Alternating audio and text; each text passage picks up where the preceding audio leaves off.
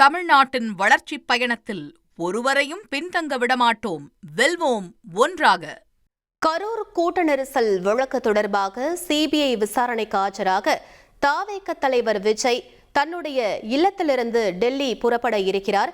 சென்னையிலிருந்து தனி விமானம் மூலம் விஜய் டெல்லிக்கு செல்ல இருப்பதாக தகவல் வெளியாகியிருக்கிறது. டெல்லியில் காலை 11 மணிக்கு விஜய் சிபிஐ அலுவலகத்தில் விசாரணைக்கு ஆஜராகவும் இருக்கிறார். தவேக தலைவர் விஜயிடம் சிபிஐ அதிகாரிகள் 2 நாட்கள் விசாரணை நடத்த இருப்பதாகவும் தகவல் வெளியாகியுள்ளது. அண்மை செய்தியாக பார்த்துக் கொண்டிருக்கிறோம். இது பற்றிய மேலும் விவரங்களை எமது செய்தியாளர் மணிகண்டன் வழங்கிட கேட்கலாம்.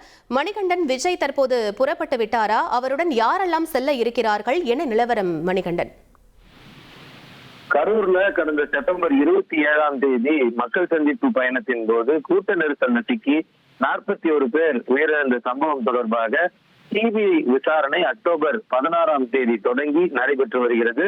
இந்த வழக்குல முக்கியமான ஐவிட்னஸ் உட்பட 200க்கும் மேற்பட்டோர் இதுவரையில நேரடியாகவும் அவர்களது காணொலி மூலமாகவும் விசாரணையில அவர்களுக்கான சாட்சியங்கள் அளித்திருக்கின்றனர். இந்த நிலையில கடந்த டிசம்பர் 29, 30, 31ஆம் தேதிகள்ல கட்சியுடைய முக்கிய நிர்வாகிகள், அதாவது அந்த கூட்டத்திற்கு பர்மிஷன் வாங்கிய முக்கிய நிர்வாகிகளாகவும் அதே போல வழக்குல A1, A2, A3 சேர்க்கப்பட்டுள்ள கட்சியுடைய பொதுச் செயலாளர் ஆனந்த், அதே போல ஆதுபர்ஜுன், CPR நிர்மல்குமார், கரூர் மாவட்ட தமிழக வெற்றி கழக செயலாளர், தமிழக வெற்றி கழகத்துடைய மாவட்ட செயலாளர் மதியழகன் உள்ளிட்ட முக்கிய நிர்வாகிகள் நேர்ல சென்று கிட்டத்தட்ட 3 நாட்கள் விசாரணையில இருந்தனர். 19.30 நிமிடங்களுக்கு அந்த விசாரணை முழுவதுமாக அவர்களிடம் நடத்தி முடிக்கப்பட்டு அடுத்து மீண்டும் உங்களை அழைக்க நேர்ந்தால் உடனடியாக வர வேண்டும் என்ற அடிப்படையில அவர்கள் அனுப்பி வைக்கப்பட்டிருந்தனர். இந்த நிலையில முக்கியமாக சஸ்பெக்ட் இல்லாமல் விட்னஸ் என்ற அடிப்படையில கட்சியுடைய தலைவர், அதாவது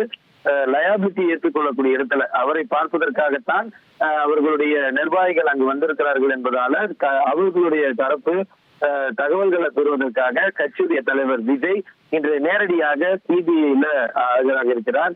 இதற்கான சம்மன் கடந்த 6ஆம் தேதி வழங்கப்பட்டிருந்தது.